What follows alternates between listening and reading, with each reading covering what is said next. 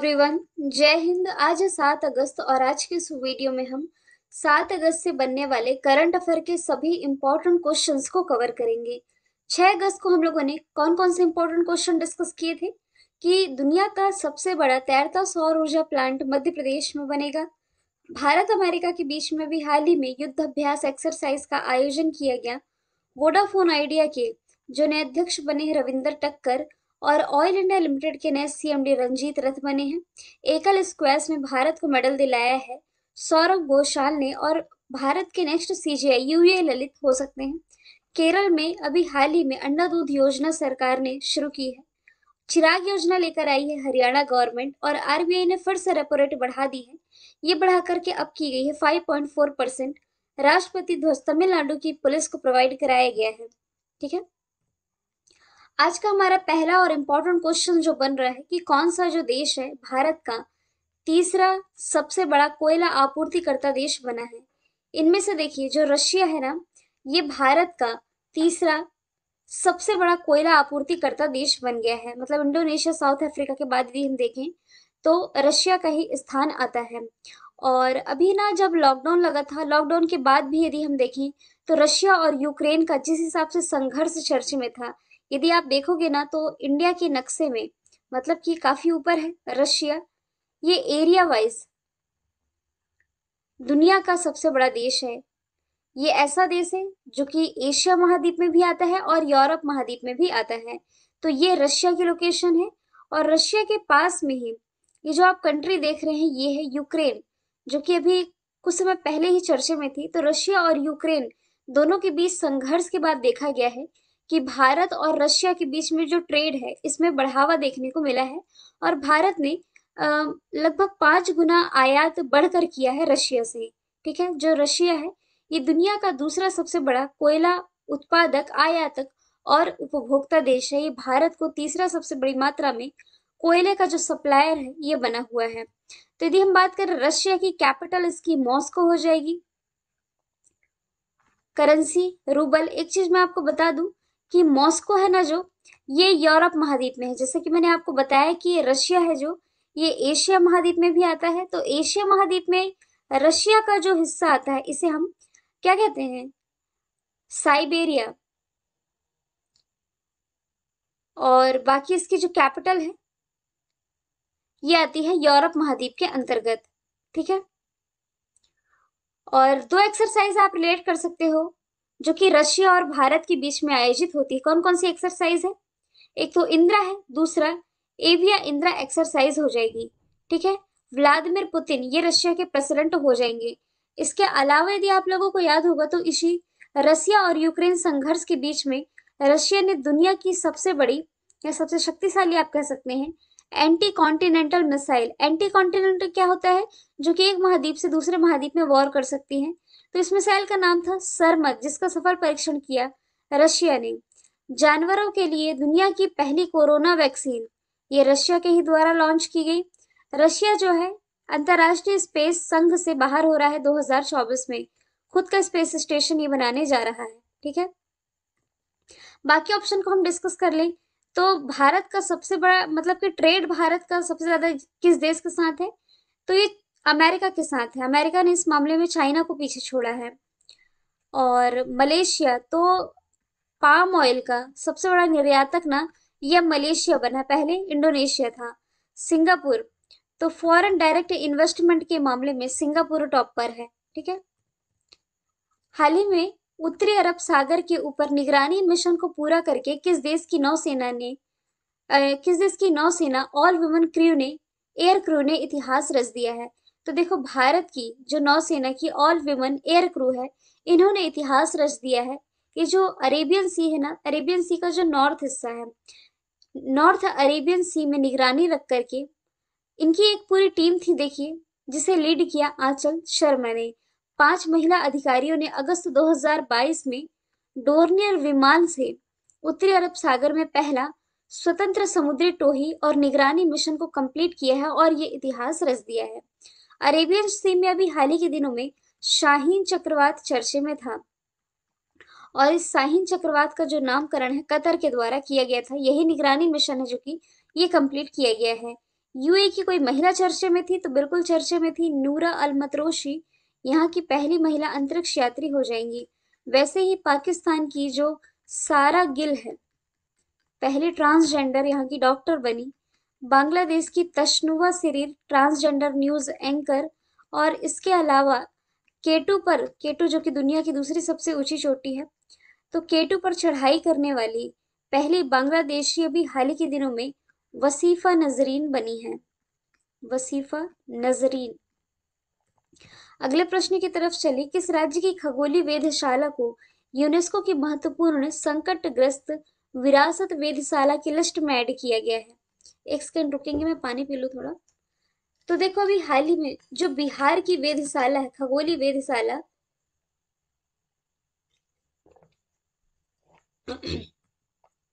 जो कि मुजफ्फरपुर में है, इसे यूनेस्को ने संकटग्रस्त विरासत वेधशालाओं की लिस्ट में ऐड किया गया है, जो कि 1916 में स्थापित हुआ था, लेकिन बाद में 1995 में इसे बंद कर दिया गया था।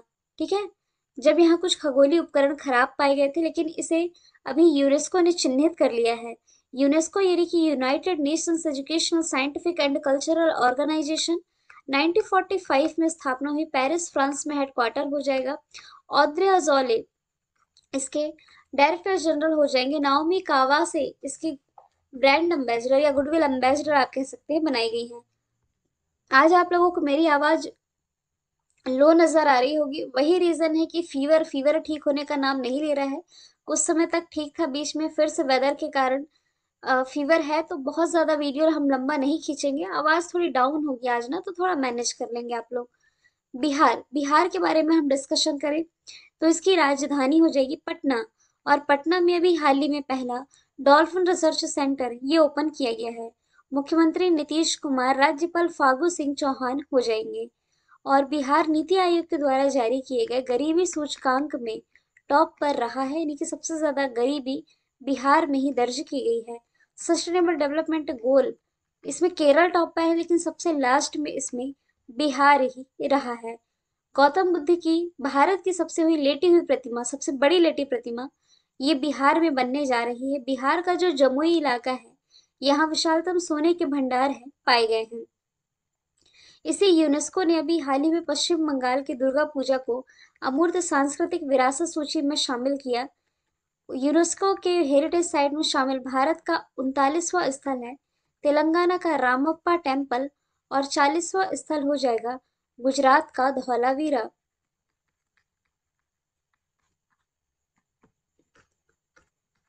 गुजरात का धौलावीरा।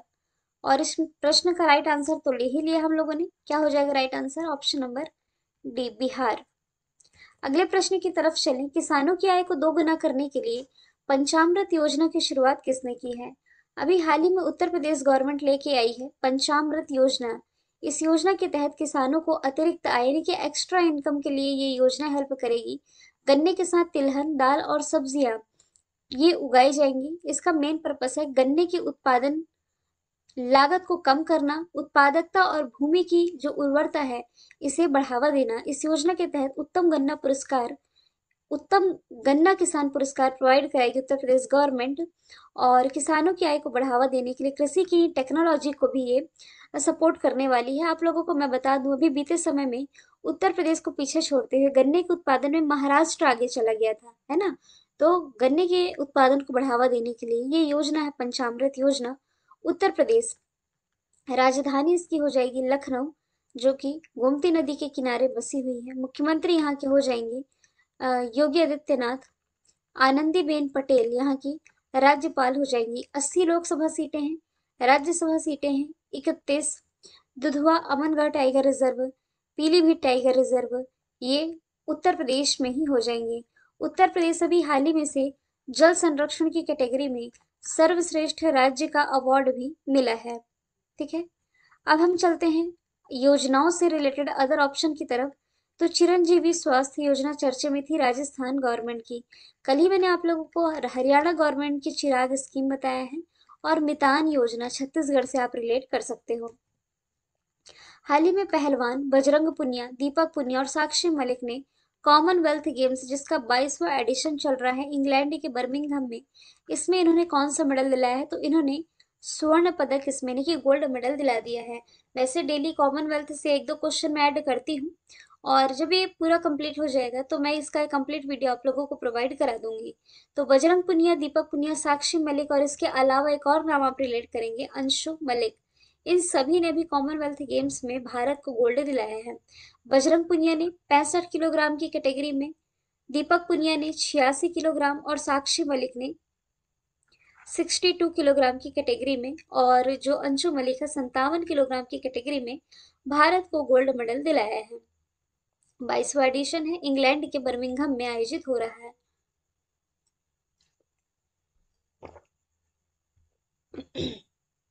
और पहला मेडल तो मीराबाई चानू ने वेट लिफ्टिंग में दिलाया था, गोल्ड ही जीता था इन्होंने। अगला प्रश्न है, बक्सी स्टेडियम का उद्घाटन कहाँ किया गया है? तो ये जो बक्सी स्टेडियम है इसका उद्घाटन अभी हाल ही में जम्मू कश्मीर में किया गया है। इसकी बैठक क्षमता 45,000 लोगों की है। वैसे 2017 में इसका रेनोवेशन शुरू हुआ था जो कि अब कंप्लीट हो चुका है। यहाँ के जो एलजी मनोज सिन्हा, इन्होंने इसका उद्घाटन किया है। और भी काफी सारे स्टेडियम हैं जम्मू कश्मीर के जो कि आपको लिखित फॉर्मेट में मिल जाएंगे। और जो स्टेडियम चर्चे में थे, बक्सी स्टेडियम, उद्घाटन मनोज सिन्हा ने किया। जम्मू कश्मीर का मैप तो ऐड नहीं कर पाई, लेकिन कुछ एडिशनल जानकारी दे देती हूँ। जैसे कि आप श्रीनगर रिलेट कर सकते हो जो कि झेलम नदी के किनारे बसा हुआ है। इसी झेलम नदी पर लग्जरी क्रूज सर्विस की शुरुआत हाल ही के दिनों में की गई थी। श्रीनगर में दुनिया का सबसे बड़ा इग्लू कैफे ये स्थापित है जो कि किया गया है। और जम्मू कश्मीर में चिनाब नदी पर दुनिया का सबसे ऊंचा रेलवे ब्रिज बन करके तैयार हुआ है। हालांकि इस प्रश्न से हम स्टेडियम को ही रिलेट करेंगे, जैसे कि अ, गुजरात में जो अहमदाबाद है, यहाँ दुनिया का सबसे बड़ा स्टेडियम नरेंद्र मोदी स्टेडियम है। ओडिशा में Birsa Munda stadium hockey stadium है, लेकिन ये देखो, बिरसा मुंडा स्टेडियम भारत का सबसे बड़ा हॉकी स्टेडियम है, 20,000 लोगों की बैठक क्षमता। जबकि Narendra Modi stadium cricket stadium है, 1,10,000 लोगों की बैठक क्षमता के साथ दुनिया का सबसे बड़ा स्टेडियम है। हिमाचल प्रदेश के धर्मशाला में वैसे दुनिया का सबसे ऊंचाई पर स्थित स्टेडियम है, लेकिन अभी जो अटल टनल है ना रोहतांग दर्रे के पास, इसी के पास अब फिर से हिमाचल प्रदेश में ही सबसे बड़ा यानी कि सबसे ऊंचाई पर स्थित स्टेडियम बनने जा रहा है। कर्नाटक रत्न पुरस्कार जो कि कर्नाटक राज्य का सर्वोच्च सम्मान है, इससे अभी हाल ही में पुनीत राजकुमार को सम्मानित किया जाएगा। वैसे इनकी डेथ हो चुकी है, मरणोपरांत इन्हें इस अवार्ड से सम्मानित किया जाएगा। यह अवार्ड पाने वाले एक 10वें प्राप्तकर्ता होंगे। ये आखिरी अवार्ड 2009 में वीरेंद्र हेगड़े को दिया गया था। तो पुनीत राजकुमार इमेज देखकर आप समझ गए होंगे, एक फिल्म अभिनेता थे जिनका पिछले साल निधन हुआ। 29 से अधिक फिल्मों में इन्होंने अपना कंट्रीब्यूशन दिया है। तो फिल्म जगत में इनके द्वारा दिए गए कंट्रीब्यूशन के लिए इन्हें सम्मानित किया जा रहा है। कर्नाटक का सर्वोच्च नागरिक सम्मान हो जाएगा। वैसे ही असम का सर्वोच्च नागरिक सम्मान है असम वैभव, जिससे सम्मानित किए गए रतन टाटा, केपी कुमारन। तो इन्हें अभी हाल ही में केरल का जो फिल्म जगत का सर्वोच्च सम्मान है जेसी डेनियल अवार्ड, ये प्रोवाइड कराया गया। और लता दीनानाथ मंगेशकर अवार्ड के जो पहले विजेता है, ये प्राइम मिनिस्टर नरेंद्र मोदी हैं। अगला प्रश्न है, मध्य प्रदेश के किस शहर में एक तैरता हुआ सौर ऊर्जा संयंत्र बनाया जाएगा?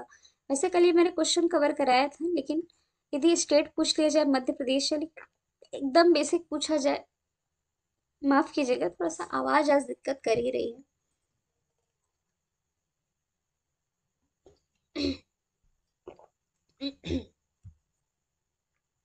देखिए, ऐसा नहीं है कि बीमारी में मैं वीडियो बना करके कुछ वो कर रही हूँ, बस ये है कि मेरा ही फ्लो ना टूटे, एक आदत, एक हैबिट बन जाती है ना।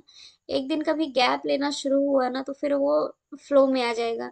एकदम यदि हालत खराब, एकदम नहीं बनाने लायक स्थिति है तो मैं कोशिश करूंगी कि गैप लूं, बल्कि अभी दवाई लेने के बाद थोड़ी ठीक है। बस आवाज में चेंजेस है, इसलिए बार बार बोल रही हूँ कि कमेंट में फिर आएंगे कि मैम एनर्जी नहीं लग रही है आज की वीडियो में। तो एनर्जी कैसे लगेगी, क्योंकि भाई एनर्जी है ही नहीं बॉडी में। मतलब कि मैं लेट करके वीडियो बना रही हूँ, लैपटॉप को मैंने रख लिया है पास में, और इस तरह से आज का वीडियो बन रहा है आप लोगों का।